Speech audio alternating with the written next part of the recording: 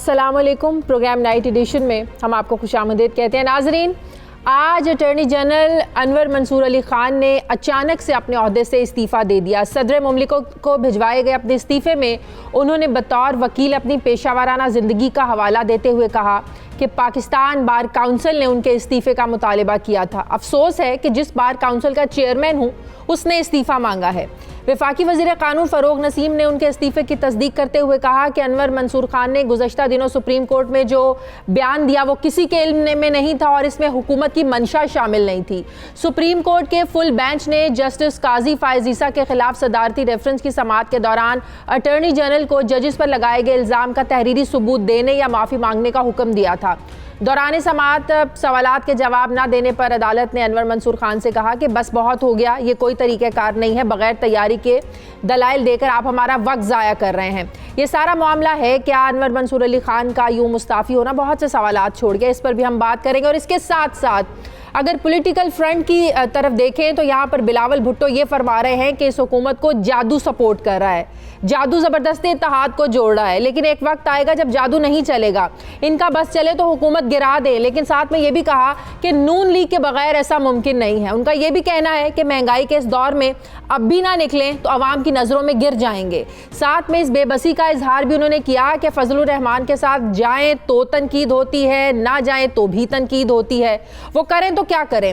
ये बातें सुनकर कोई भी जमहूरियत पसंद शख्स ये यकीन करने को शायद तैयार नहीं होगा कि ये उसी जमात के कायद कह रहे हैं जिसके बानी जुल्फ़िकार अली भुट्टो शहीद थे और जिनकी कायद शहीद जमहूरियत बेनज़ीर भुट्टो थी। और ये सब पाकिस्तान पीपल्स पार्टी की चारों सूबों की जंजीर, शहीदों की जमात और भुट्टो का मिशन लेकर चलने वाली पार्टी होने का दावा करते थे, जो जमहूरियत को बेहतरीन इंतकाम करार देते थे। और आज उसी की जमात की जानिब से जादू की बातें की जा रही हैं, बेबसी नज़र आती है, लाचारगी है, सियासी कंधे तलाश हो रहे हैं। हैरत इस बात पर भी है कि जिसको 4 बार वफाक में हुकूमत करने का जिस पार्टी को मौका मिला वो अब इस जमात जो है वो किसी सहारे की मुंतज़िर है, जो माजी में इसकी सबसे बड़ी हरीफ थी। लेकिन फिर भी हमने ये देखा कि दोनों मिसाके जमहूरियत के बंधन में बंध गए। इसके बाद फिर एनआरओ भी हुआ और ये सियासी कारवां फिर चलते चलते 2020 में पहुँच गया।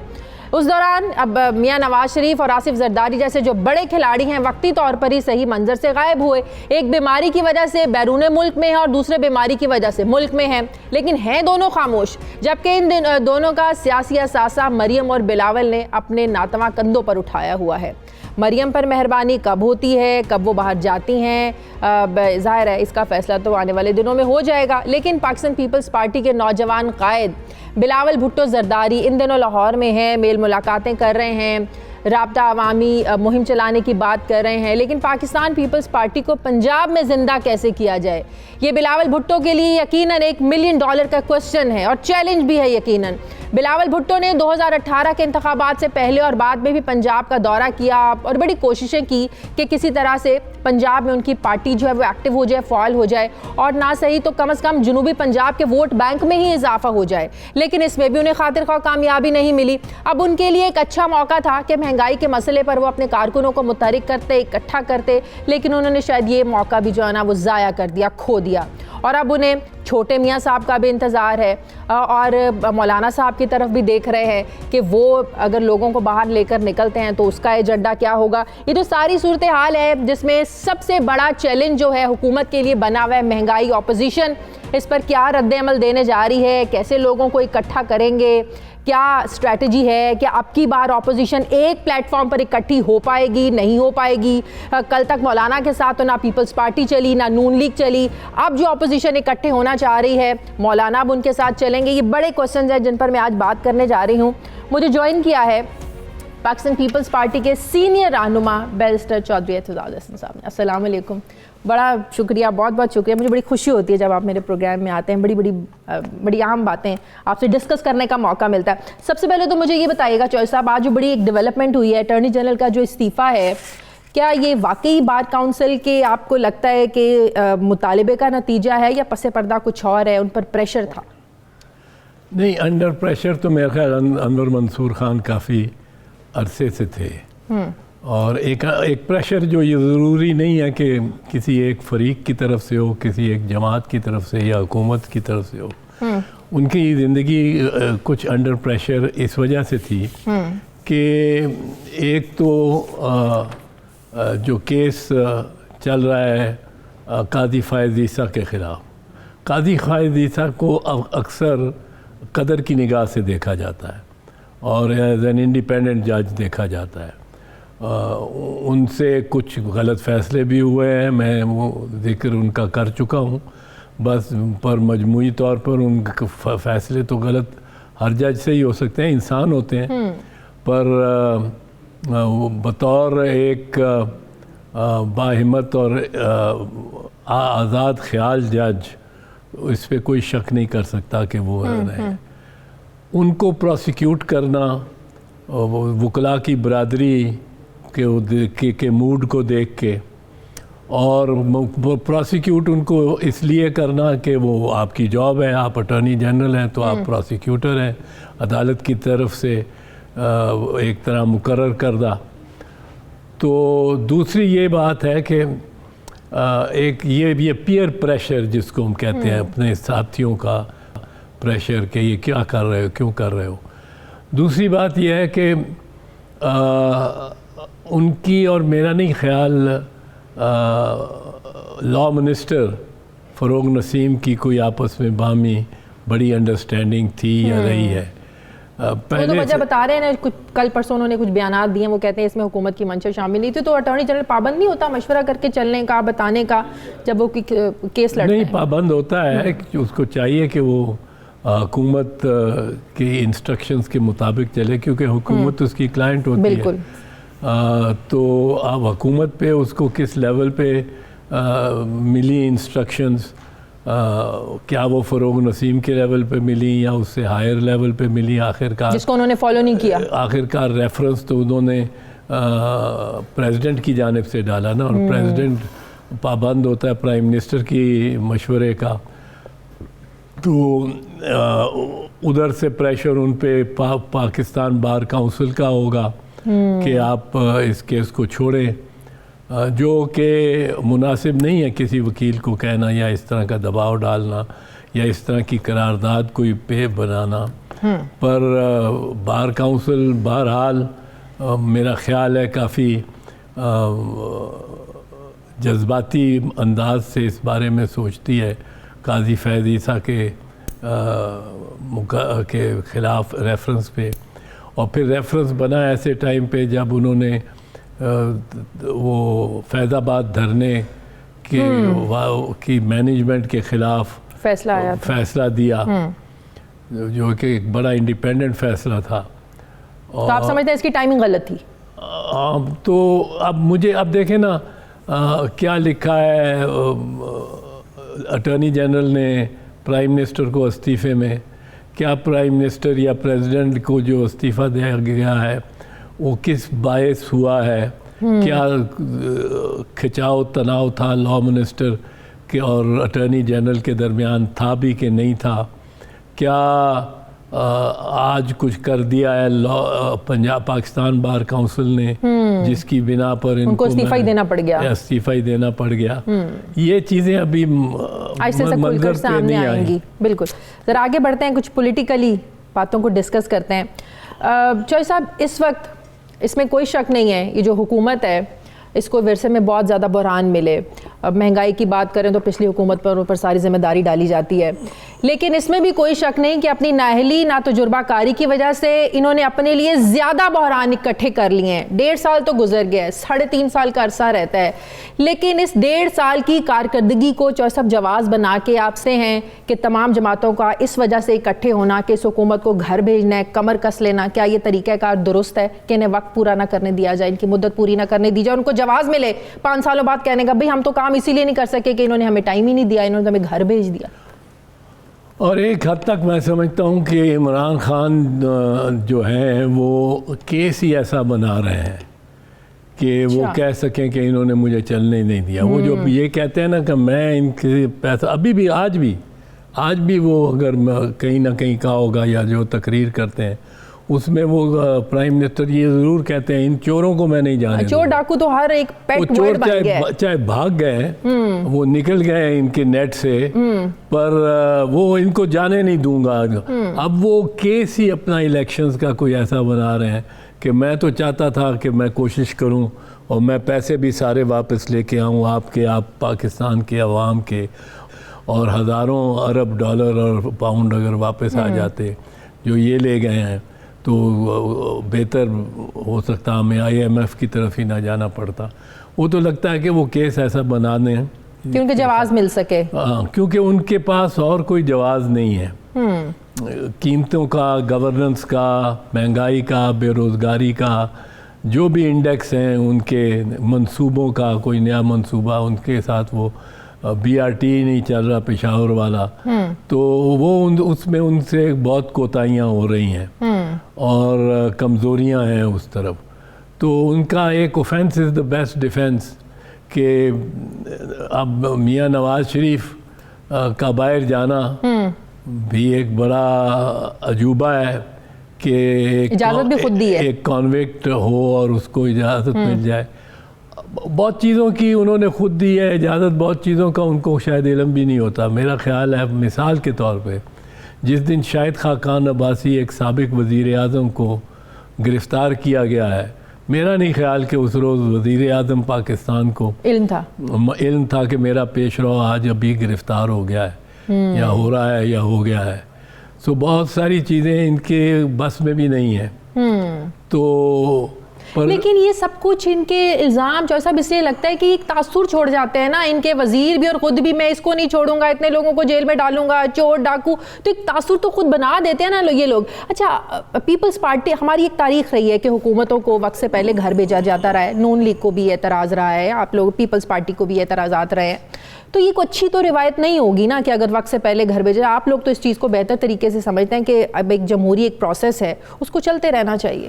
پہلی بات تو وہ جو آپ نے پہلے کی ہے میں اس پہ عرض کروں، وزراء تو بے لگام قسم کے بیانات دیتے ہیں اور ایک وزیر ایک دے رہا ہوتا ہے، دوسرا وزیر دوسرا دے رہا ہوتا ہے. ایک نواز شریف کو باہر بھیج رہا ہوتا ہے علاج کے لیے، ایک اس کو جانے ہی نہیں دیں گے کہہ رہا ہوتا ہے.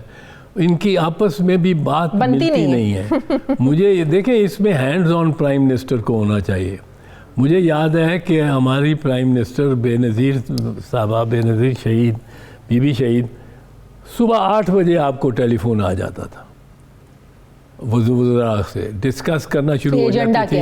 نہیں، پہلے تو ڈسکس کرتی تھی، اگر کسی کو سمجھانا ہو ذرا دھیمے پیار سے تو اس کو کہ یہ آپ کا بیان آ جایا ہے، صبح آپ ابھی اٹھے بھی نہیں، آنکھیں مل رہے ہیں، اخبار بھی نہیں دیکھا کہ یہ آپ کا اخبار میں صبح یہ بیان آیا ہے، اس کی کیا مصلحت ہے اور there must be some reason to it. اور وہ پہلے صبح اٹھی ہوئی، اخبار پڑھی ہوئے، سارا جائزہ لیا ہوا، بریفنگ ان کو جو ISI کا چیف تھا خود روزانہ خود بریفنگ دیتا تھا، خود سب سے پہلے بیفور شی کیم آؤٹ. تو اسی طرح بھٹو صاحب شہید کا، they were well informed about everything that was going on. They were hands on prime ministers. صحیح. تو اپنا اب خان صاحب جس طرح چیئرمین بلاول نے کہا ہے کہ کچھ جادو کا زیادہ، بڑی امیچور سی ویسے اسٹیٹمنٹ ہے. کس لیول پہ ایک چیئرمین کسی پارٹی کا وہ اس طرح کی اسٹیٹمنٹ سوٹ کرتی ہیں؟ نہیں، یہ کچھ ایسا ہو گیا ہے جس کے آپ کو بھی علم ہے کہ جادو کچھ چڑھ کے بولا ہے خان صاحب کے لیکن باتوں پہ کیسے یقین کر سکتے ہیں خان صاحب کے میٹر میں؟ ایٹ لیسٹ بلاول بھٹو کو یہ باتیں نہیں کرنی چاہیے. ایسی کوئی اتنی بات نہیں. میں آپ کو بتاؤں، بلاول بھٹو نے فار انسٹنس جو بات کی جس پہ یہ سیخ پا ہو گیا اور ان کی چھیڑی بن گئی ہے، سلیکٹ پرائم منسٹر سلیکٹ. نہیں، اس نے بڑے پیار سے کہا and I also thank the prime minister select. اب یہ ایک نوئنس نکالی جو اس نے، یہ پارلیمنٹ میں آپ کو یاد ہوگا جب اوتھ لیا پرائم منسٹر نے، اس وقت یہاں ختم کی بلاول بھٹو زرداری نے اپنی تقریر، وہ ختم کہاں کی، I also again congratulate Prime Minister select. اب یہ الیکٹ اور سلیکٹ کے درمیان ایک سین ڈال کے، ایک ایس ڈال کے، ایک زمین آسمان کا فرق بنا دینا، یہ اگر ہاؤس آف کامنز میں کہا گیا ہوتا نا تو اس کی اتنی تعریف آج تک جب بھی کوئی بولتا ہے اس کی تعریف کرتا کہ یہ بڑی اچھی بات کی ہے۔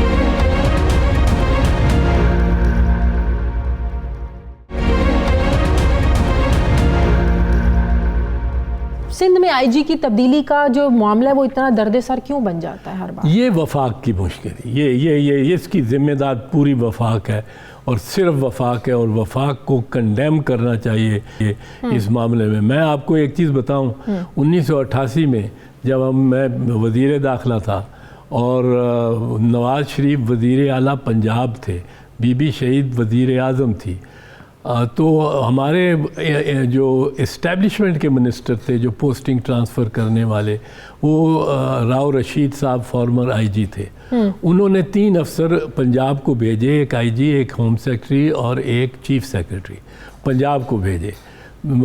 نواز شریف کی بیکنگ کر رہے تھے صدر اسحاق خان اور آرمی چیف اسلم بیگ، یہ ان کے ساتھ یہ عام معروف بات تھی کہ یہ تینوں اکٹھے ہیں اور بی بی کے خلاف ایک محاذ بنایا ہوا ہے۔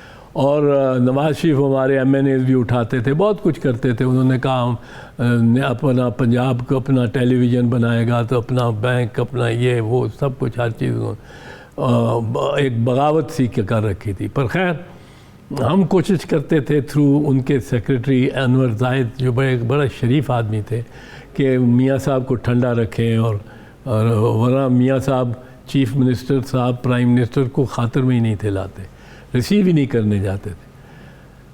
تو اس وقت جب ہم نے انہوں نے بھیجا 3 افسروں کو، انور زاہد صاحب مرحوم کے ساتھ طے کر کے راؤ رشید صاحب نے بھیج دیے 3 افسر۔ مجھے ایک دفعہ بتانے لگے کہ 3 افسر، میں نے کہا کہ وہ چیف منسٹر سے پوچھ لیا، کہا کہ ان کے پرائیویٹ سیکرٹری سے بات ہو گئی ہے، بھیج دو۔ چیف منسٹر سے بات نہیں ہوئی تھی، پرائیویٹ سیکرٹری کرنے سے بھول گئے، تو چیف منسٹر نے، نواز شریف نے باہر بٹھا دیا تھا تینوں کو اور واپس بھیج دیا تھا۔ چیف منسٹر نے، اس نے کہا مجھے منظور نہیں ہے۔ اس نے کہا کہ اگر اب آپ نے بھیجا، احمد صادق صاحب تھے چیف سیکرٹری کے افسر، ان کو بھیجا اگر تو میں ان کو پنجاب گورنمنٹ میں تو لے لوں گا، پر لارنس گارڈن میں ان کو مالی لگا دوں گا۔ اچھا، آپ بھیجنے والے کون ہیں؟ اس طرح کی زبان استعمال کی اور کہا کہ یہ پنجاب ہے، یہ علیحدہ صوبہ ہے، یہ وفاق نہیں ہے، اور ان کو میں مالی لگا دوں گا۔ تو آج بھی دیکھیں پنجاب میں بڑے آرام سے آئی جی بدل جاتا ہے، کے پی میں بڑے آرام سے آئی جی، یہی تو میں پوچھ رہی ہوں، یہی تو میں آپ کو ایک واقعہ بتا رہا ہوں، بالکل، جس میں چیف منسٹر نے کہا کہ، اور وہ کیا پھر میاں صاحب نے اپنی سروس، جو پنجاب پولیس کی سروس تھی، not federal service, Punjab police, ہر وقت آئی جی فیڈرل سروس سے پی ایس پی کا لگتا تھا، میاں صاحب نے پنجاب پولیس کے ایک صاحب کو رینک اوپر کیا اور آئی جی اپنا لگا لیا، جو اپنے ماتحت تھا۔ تو آپ کہہ رہے ہیں یہ روایت چلتی آ رہی ہے، پنجاب اپنی مرضی کر سکتا ہے، سندھ نہیں کر سکتا؟ یہی لوگ کہتے ہیں، لوگ تو یہی کہتے ہیں۔ ساتھ جو یہ وفاق زیادتی کر رہا ہے سندھ کے ساتھ اس معاملے پہ، آپ یہ کہہ رہے ہیں 100% زیادتی ہے سندھ، یہ سندھ کی مرضی ہے، چیف منسٹر کی مرضی ہے، وہ کس کو چیف سیکرٹری لگائے، کس کو وہ لگائے، آئی جی لگائے۔ زیادہ سے زیادہ جب وہ مانگے افسر، اگر مانگے فرام دا فیڈرل گورنمنٹ، تو فیڈرل گورنمنٹ تیم نام بھیج دے، پھر تیم نام، پھر ان کی ثوابدیدہ، پھر ان کی ثوابدیدہ، یہ ورکنگ میں پیار محبت سے ہو جاتا ہے، بالکل، پر یہ نہیں کر سکتے اچھے ورکنگ ریلیشن شپ ہوں تو اس طرح کے کام ہوتے ہیں۔ آخری سوال آپ سے، جیسا میڈیا کا رول آپ کے سامنے ہے، ہمیں اچھی طرح یاد ہے جب 2008 میں پاکستان پیپلز پارٹی کی حکومت آئی تھی تو میڈیا بڑی تنقید کرتا تھا، بڑے پروپیگنڈے ہوتے، تو پیپلز پارٹی بڑا ہنس کے وہ تنقید برداشت کرتی تھی۔ اسی طرح نون لیگ پر آپ کو بھی پتہ ہے کتنی تنقید ہوئی ہے، تھوڑی تنقید ہوئی ہے، لیکن اب جب سے تحریک انصاف آئی ہے میڈیا پر پابندیاں لگنا شروع ہو گئی ہیں، سوشل میڈیا کو ریگولیٹ یہ لوگ کر رہے ہیں، خصوصی ونگ قائم قائم کیے جا رہے ہیں, پرائم منسٹر صاحب کو پسند نہیں ہے کہ لوگوں کی رائے ان سے پوچھ لی جائے, بھائی کیا حال چال ہیں آپ لوگوں کے, تو آپ بھی تو دیکھتے ہیں نا میڈیا کا رول, پروگرام, سب کچھ آپ لوگ دیکھتے ہیں, تو آپ کو لگتا ہے کہ زیادتی کر رہی ہے حکومت میڈیا کے ساتھ پابندیاں لگا کر, اور سوشل میڈیا کو ریگولیٹ کرنا اور پابندیاں لگانا؟ شازیہ جی, سوشل میڈیا کا میں تو خود اتنا ڈسا ہوا ہوں. اچھا, آپ کے پروگرام میں بھی کہہ چکا ہوں کہ میرا کوئی ٹویٹر اکاؤنٹ نہیں, میری کوئی فیس بک اکاؤنٹ نہیں, میں نے کوئی نہیں آپریٹ کیا. آپ کے اکاؤنٹ کئی دفعہ اعلان کیا, وہ میں دیکھتا ہوں تو میرے نام سے, میری تصویر سے بیان چل رہا ہوتا ہے جو کہ میری زبان اور میرا لہجہ نہیں, میرا لہجہ ہی نہیں ہے کہ کسی کو میں گالی دوں, کوئی کراخت بات کروں. پھر میں نے 3-4 مرتبہ انکوائریز کرا چکا ہوں FIA سے, اور ٹویٹر والوں کو اور فیس بک والوں کو کمپلین پتہ نہیں کتنی مرتبہ کر چکا ہوں. تو یہ کون ہیں جو بیٹھے ہیں, ان کو ریگولیٹ ضرور ہونا چاہیے اس حد تک, تو اس حد تک تو یہ فیک جو ہے, غلط استعمال تو نہیں ہونا چاہیے, اس کو تو کوئی سپورٹ نہیں کرتا, فیک کو تو ہونا چاہیے, اور میں کہتا ہوں اس کے لیے قانون بننا چاہیے.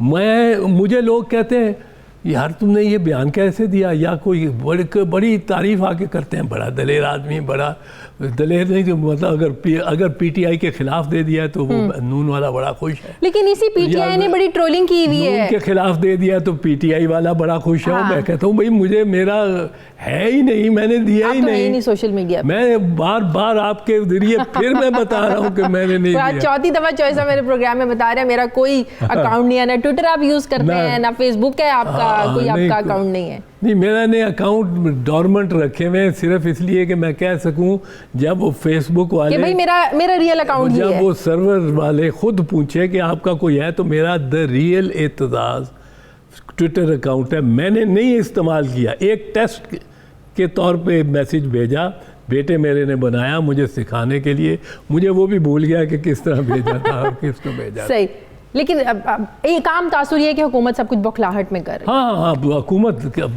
فیس بک سوشل میڈیا پہ تو ایک میری رائے ہے, اور لیکن حکومت پہ بھی بالکل یہ حکومت کو نہیں چاہیے میڈیا کو اس طرح یہ تنقید برداشت کرنے کی ہمت نہیں ہے اب ان لوگوں میں.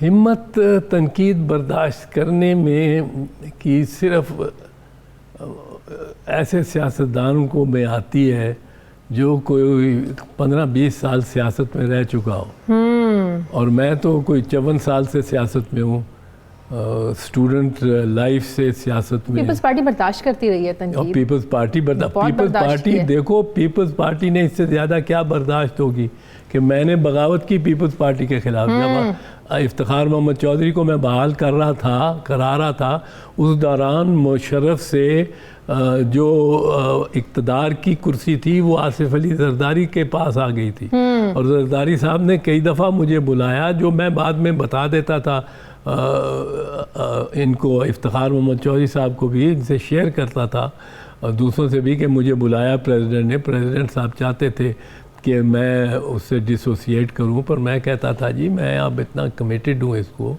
کہ میں پیچھے نہیں ہوتا. اور اس کے بعد مجھے سینیٹر بنایا, اور کوئی یہ نہیں ہوا کہ میں پارٹی بدلوں, میں ادھر بھاگوں, میں ادھر بھاگوں. میں یہ اور بات ہے کہ مجھے اگر پیپلز پارٹی سینیٹر نہ بناتی تو میں کسی اور پارٹی میں جا کے سینیٹر بننے کی کوشش نہ کرتا, جو مجھے عمران کو آفر کرتے رہے ہیں. اچھا. اور ایک دفعہ تو میں میاں نواز شریف نے مجھے پیپلز پارٹی کا, اور 2008 میں اور پیپلز پارٹی نون کا مشترکہ امیدوار ڈکلیئر کر دیا تھا پریس کانفرنس کر کے. صحیح, ٹھیک ہے, بہت بہت شکریہ چوئی صاحب, بہت شکریہ آپ نے وقت دیا. بیرسٹر اعتزاز احسن صاحب میرے ساتھ تھے. مجھے پروگرام میں ناظرین ایک بریک لینی ہے, بریک کے بعد واپس آتے ہیں, ہمارے ساتھ رہیے.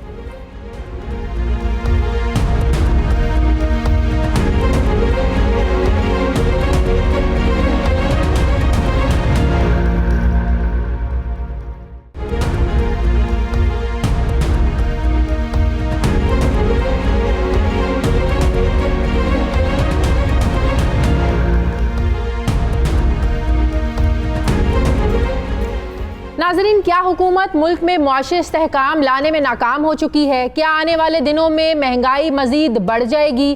کیا عوام کو روزگار مل سکے گا؟ تحریک انصاف نے جس عوام کی حالت زار میں تبدیلی کے وعدے کیے تھے، آخر وہ وعدے کب پورے ہوں گے؟ یہ سوال ہر کوئی پوچھتا ہے، ہر عام شخص یہ سوال پوچھتا ہے۔ اور اب تک حکومت نے معاشی استحکام لانے کے لیے جو اقدامات اٹھائے ہیں، ان کے ثمرات عوام تک آخر کب پہنچیں گے؟ یہ وہ سوالات ہیں جو عوامی حلقوں میں زیر گردش ہے، اور انہی سوالات کے جوابات نہ ملنے پر عوام میں اب غم و غصہ بھی پایا جاتا ہے۔ اشیاء ضروریہ کی قیمتوں میں ہر آنے والے دن کے ساتھ اضافہ ہو رہا ہے۔ عام جو کھانے پینے کی روزمرہ کی جو چیزیں ہیں، ہر تھوڑے عرصے کے بعد یا تو اس کا بحران پیدا جو ہونا شروع ہو جاتا ہے، یا چیزیں مہنگی ہو جاتی ہیں۔ کبھی عوام کو گندم نہیں ملتی ہے تو کبھی چینی کا فقدان ہو جاتا ہے۔ 17 ماہ میں بجلی دگنا مہنگی ہو گئی ہے۔ افراط زر 14.6% تک جا پہنچا ہے۔ خوراک کا افراط زر 25% ہو گیا ہے۔ عالمی منڈی کے حساب سے پیٹرول کی قیمتوں میں کئی گنا زیادہ اضافہ ہوا ہے۔ 12 لاکھ سے زائد افراد بے روزگار ہو چکے ہیں، جبکہ اس سال اس سے بھی زیادہ مزید افراد کے بے روزگار ہونے کا خدشہ موجود ہے۔ اس صورتحال میں حکومتی جو اراکین ہیں، ان کے بیانات عوام کے زخموں پر نمک چھڑکنے کے مترادف ہیں۔ تحریک انصاف کے رہنما ریاض فتیانہ صاحب یہ کہتے ہیں کہ اگر آٹا مہنگا ہے تو عوام روٹی کھانا کم کر دیں، آٹا کم خریدنا پڑے گا، اور چینی تو ویسے ہی زہر ہے، اس کا استعمال کرنا جو ہے نا وہ کم کر دینا چاہیے لوگوں کو۔ حکومتی رہنماؤں کے ایسے بیانات عوام کا مذاق اڑانے سے کم نہیں ہیں۔ ریاض فتیانہ کو چاہیے کہ اپنے گھر میں بھی پھر اس مشورے پر عمل درآمد کریں۔ تمام حکومتی اراکین اور وزراء کو بھی کہیں کہ وہ روٹی کم کھائیں تاکہ آٹا کم ان کو لینا پڑے اور شوگر کا استعمال نہ کریں۔ جبکہ وزیر اعظم صاحب کو تو یہ چاہیے کہ اگر وہ عوام کو ریلیف نہیں دے سکتے، معیشت بہتر نہیں کر سکتے، تو کم از کم اپنی پارٹی رہنماؤں کو ایسے بیانات دینے سے تو منع کر سکتے ہیں تاکہ عوام کی حالت کا مزید مذاق نہ بن سکے۔ اتنا تو وزیر اعظم صاحب آپ کر ہی سکتے ہیں۔ دوسری طرف IMF کی تعریفوں کو حکومت اپنی کامیابی سمجھ رہی ہے۔ IMF حکومت کی پالیسیوں کی تعریفیں کر رہا ہے اور کہہ رہا ہے کہ حکومت کی معاشی پالیسیاں ملک کو صحیح سمت میں لے کر جا رہی ہیں، لیکن سوال یہ ہے کہ ایک ایسی درست سمت ہے جہاں مہنگائی ہے، بے روزگاری ہے، غربت بڑھ رہی ہے اور آئندہ مزید بڑھنے کے خدشات موجود ہیں۔ اس ساری صورتحال پر عوام کے لیے اچھی خبر یہ ہے کہ حکومت اور IMF کے درمیان ہونے والے مذاکرات کے بعد یہ خبریں سامنے آئی ہیں کہ جون تک مزید کسی قسم کا کوئی ٹیکس نہیں لگایا جائے گا اور نہ ہی منی بجٹ لایا جائے گا، جبکہ حکومت کی جانب سے کل عوام کے لیے اثاثہ جات پروگرام کا بھی آغاز کیا جا رہا ہے۔ یہ کتنا لوگوں کو ریلیف دے سکتا ہے، کتنا جو ہے نا وہ لوگوں پر جو ایک بوجھ ہے مہنگائی کا اس کو کم کر سکتا ہے۔ اس ساری صورتحال پر میں بات کروں گی۔ مجھے جوائن کیا ماہر معاشیات ڈاکٹر شاہد حسن صدیقی صاحب نے۔ السلام علیکم، بہت بہت شکریہ ڈاکٹر صاحب آپ کا۔ ڈاکٹر صاحب، صورتحال کی اگر بات کریں تو وہ سنبھلنے میں تو آ نہیں رہی ہے۔ قرضوں کی بات کریں تو قرضے بڑھتے ہی جا رہے ہیں۔ جب یہ حکومت برسر اقتدار آئی تھی تو پاکستان کے ٹوٹل قرضے 29,900 ارب تھے۔ پھر ستمبر کی بات کریں، ستمبر 2019 میں یہ بڑھ کر 41,900 ارب ہو گئے، تو تقریباً 1.5 سالوں میں اگر دیکھیں تو 12,000 ارب روپے کا قرضہ ہو گیا۔ ہم تو ڈاکٹر صاحب پچھلے 10 سالوں کا رونا روتے ہیں کہ 10,000 ارب کے قرضے بڑھ گئے تھے، تو یہ 1.5 سالوں میں اس حکومت نے ایسی کیا اسٹریٹجی اپنائی ہے کہ 1.5 سالوں میں اتنے قرضے بڑھ گئے اور اس کا سارا بوجھ ہم جیسے آپ جیسے عوام پر جو ہے نا وہ مہنگائی کی صورت میں گر رہا ہے؟ دیکھیے، آپ نے بڑے اہم نکات اٹھائے ہیں۔ صرف قرضوں میں ایک جملے کا میں اضافہ کر دوں، باقی تو آپ نے صحیح بتا دیا کہ 1.5 سال میں کوئی 11,000 ارب سے زیادہ قرضے اس حکومت کے دور میں بڑھ گئے۔ میں صرف یہ بتانا چاہتا ہوں آپ جو لوگ پروگرام دیکھ رہے ہیں کہ آزادی کے 63 ایئرس کے بعد، 63 سال کے بعد 30 جون 2010 کو پاکستان کے جو مجموعی قرضے اور ذمہ داریاں تھیں سب ملا کے 10,700 ارب تھے۔ یعنی 63 سال میں جتنے قرضے لیے گئے تھے، ملکی قرضے اور بیرونی قرضے، اس سے زیادہ قرضوں میں اضافہ ہو گیا اس حکومت کے 18 مہینے میں۔ تو پھر یہ تو بہت ہی سنگین صورتحال اس لیے ہے کہ اسی دوران جو معیشت کی شرح نمو تھی، جس سے روزگار ملتا ہے، جس کا آپ نے پوائنٹ اٹھایا، وہ 5.5% ورثے میں ملی تھی، اس سال میرے خیال سے 3% سے بہت زیادہ کم رہے گی۔ افراط زر مہنگائی کی آپ نے بات بہت اچھی کی ہے۔ میں صرف آپ کو اگر یہ عرض کر دوں کہ 2016، 2017، 2018 3 سالوں میں پچھلی حکومت کے دور میں افراط زر جو تھا وہ 4% سے کم تھا اوسطاً 3 برسوں تک لگاتار۔ ابھی آپ نے بتایا کہ جی جنوری میں یہ 14.6 ہو گیا۔ اب میں ایک آپ کو پروجیکشن دے رہا ہوں کہ اس حکومت نے جو پالیسیاں اپنائی ہیں اس کے نتیجے میں اگلے جو حکومت کا 5 سالہ دور ہے اس میں اوسط افراط زر 7.5% رہے گا، جبکہ ان کو ورثے میں ملا تھا 4% سے کم۔ دوسری پروجیکشن میں یہ دے رہا ہوں کہ 5.5% ان کو شرح نمو ملی تھی۔ اب میں یہ ریکارڈ پر کہہ رہا ہوں کہ اس حکومت کے 5 سالہ دور میں جو ہمارا گروتھ ریٹ ہے معیشت کا شرح نمو، اس سے بہت کم رہے گا جو اس کے ورثے میں ملی تھی، جبکہ آپ نے دیکھا کہ قرضے بڑھے اور جو ہے وہ شرح سود بڑھی، اس کے بعد برآمدات جو ہیں اس میں اضافہ نہیں ہوا، عوام کچلے گئے۔ تو اور تعلیم اور ڈاکٹر صاحب آپ نہیں سمجھتے کہ دیکھیں مہنگائی کی ایک بہت بڑی وجہ یہ ہے، آپ یہ دیکھیں کہ پیٹرول پر 35 روپے فی لیٹر جو ہے نا وہ ٹیکس دیا، ظاہر ہے ہم لوگ دے رہے ہیں، عوام دے رہے ہیں، یہی اگر ٹیکس چوری کو روک لیا جائے تو یہی پیٹرول کے نرخ اگر 35 روپے کم ہو جاتے ہیں تو ظاہر ہے جب پیٹرول آپ کو بھی پتا ہے مہنگا ہوتا ہے تو ہر چیز مہنگی ہو جاتی ہے، تو یہی اگر پیٹرول 35 روپے نیچے آ جائے تو کتنا عوام کو ریلیف مل جائے، چیزیں بھی جو ہے نا وہ سستی ہو جائے۔ دوسرے الفاظوں میں اگر یہ کہیں کہ بڑے لوگوں کی ٹیکس چوری کا سارا جو مدعا ہے بوجھ ہے وہ ہم جیسے عوام کو بھگتنا پڑ رہا ہے، یہ بہت بڑی ریزن ہے۔ دیکھیے آپ نے بہت اہم نقطہ اٹھایا ہے، صرف میں یہ بتا دوں کہ 35 روپیہ فی لیٹر کمی کی گنجائش ہے، ٹیکس تو بہت زیادہ ہے اس سے، یعنی غیر ضروری جو انہوں نے لیے ہیں کہ ٹیکس کی چوری کے جو نقصانات ہیں اس کو بجلی، پیٹرول اور گیس سے پورا کر رہے ہیں۔ تو ٹیکسز لینے کے بعد، جائز ٹیکسز لینے کے بعد 35 روپے فی لیٹر کمی کی گنجائش ہے۔ ایک طرف تو عوام کو کچلا جا رہا ہے، انڈائریکٹ ٹیکسز، جی ایس ٹی، پیٹرول، گیس اور نرخ روپے کی قدر میں کمی جس سے امپورٹ مہنگی ہو رہی ہے، شرح سود میں اضافہ۔ دوسری طرف میں ایک اسٹیٹمنٹ آپ کو دے رہا ہوں ریکارڈ پر، دنیا کی تاریخ میں، پاکستان کی تاریخ میں آزادی کے بعد سے اب تک کسی حکومت میں اور کسی دنیا کے ملک نے قومی دولت لوٹنے والوں کو، چوری کرنے والوں کو اتنی مراعات نہیں دی جتنی مراعات اس حکومت کے دور میں دی گئی ہیں۔ میں اس اسٹیٹمنٹ کی درستگی پر ریکارڈ پر کہہ رہا ہوں، میں قائم ہوں۔ اس کی وجہ آپ کو بتا دوں، دیکھیے اس حکومت نے تو بات کی تھی کہ ہم لوٹی ہوئی دولت واپس لائیں گے، بالکل جو اثاثے ملک کے اندر ہے، مثلا پراپرٹی۔ اب پراپرٹی مافیا اتنا پاورفل ہے کہ جو حکومت کو پتا ہے کہ یہ بلڈنگ ہے، یہ پلاٹس ہیں، یہ بنگلے ہیں، اس کو 1.5% پر کہا کہ اگر آپ 1.5% ٹیکس دے دیں تو وہ آپ کی چوری ڈاکہ معاف ہو جائے گا۔ آپ مجھے بتائیے کہ دنیا میں کسی ملک میں ماضی میں یا پاکستان میں کبھی عالمی بینک کہتا ہے کہ پان میں ٹیکسوں کی کیپیسٹی جو ہے وہ 9,000 ارب روپے ہے، اتنا اکٹھا ہو سکتا ہے، لیکن یہاں نہ قانون سازی ہے اور نہ جو ہے وہ اصلاحات کرتے ہیں، بناتے نہیں، جس کی وجہ سے ٹیکسز کا جو ہدف ہے وہ پورا نہیں ہو سکتا۔ اچھا یہ بتائیے گا، یہ جو اتنے قرضے ہیں ڈاکٹر صاحب، ان کی ادائیگی کیسے ہوگی؟ کیونکہ حکومت تو یہ جواز دیتی ہے نا کہ جب ہم آئے تھے تو خزانہ خالی تھا، ہر ادارے کو کرپشن سے خالی کر دیا تھا، وہ تو وہ کہتے ہیں اگر ہم قرض نہ لیتے تو کیا کرتے؟ تو یہ جواز درست ہے اس حکومت کا کہ ہم کیا کرتے پھر؟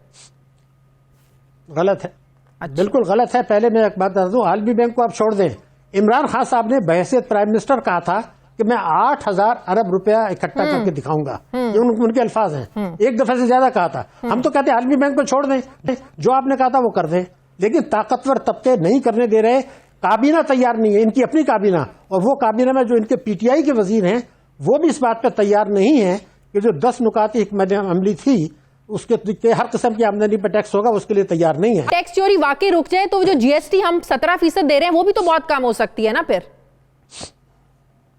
وہ میں آپ کو بتا دوں، میرے حساب سے 8,500 ارب روپیہ ٹیکس اکٹھا ہوگا، اس سال ہونے جا رہا ہے 4,800 ارب، یعنی 400 کا فرق ہوگا۔ یہ کب ہوگا؟ جب جی ایس ٹی جو ہے وہ 17.5 سے 5 پر آئے گا اور پیٹرولیم لیوی ختم ہو جائے گا، یعنی 35 روپے لیٹر کم ہوں گے پیٹرول میں، تو پھر بجلی بھی کم ہوگی، پھر گیس بھی کم ہوگی، پھر آپ کی برآمدات بھی بڑھیں گی، پھر آپ کا جو ہے افراط زر بھی گرے گا۔ لیکن طاقتور طبقے جو حکومت میں شامل ہیں، جو ان کی پارٹی میں شامل ہیں، جو ان کے اتحادیوں میں شامل ہیں، وہ کہہ رہے ہیں کہ یہ اصلاحات ہم نہیں ہونے دیں گے۔ ٹھیک ہے، بہت بہت شکریہ ماہر ڈاکٹر شاہد حسن صدیقی صاحب میرے ساتھ ہیں۔ ناظرین مجھے پروگرام میں ایک بریک لینی ہے، واپس آتے ہیں وقفے کے بعد۔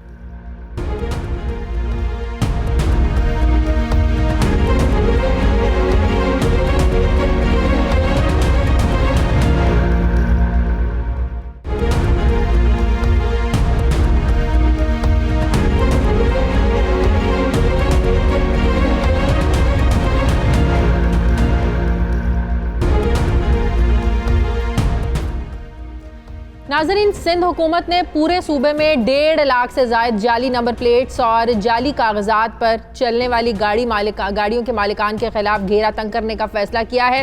ذرائع سے ملنے والی اطلاعات کے مطابق محکمہ ایکسائز سندھ نے گاڑیوں کی نئی نمبر پلیٹس متعارف کروانے کا فیصلہ کیا ہے، جس سے جعلی نمبر پلیٹس کی روک تھام ہوگی اور جلد نئی سیکیورٹی فیچر نمبر پلیٹ متعارف کروائی جائے گی۔ اس حوالے سے سیکیورٹی فیچر نمبر پلیٹ کی خریداری کے لیے سیکریٹری ایکسائز نے وزیر اعلیٰ سندھ کو سمری بےارسال کر دی ہے، جبکہ محکمہ ایکسائز نے وزیر اعلیٰ سندھ سے نمبر پلیٹس اور سمارٹ کارڈز کی خریداری کے لیے 83 کروڑ روپے بھی مانگ لیے ہیں۔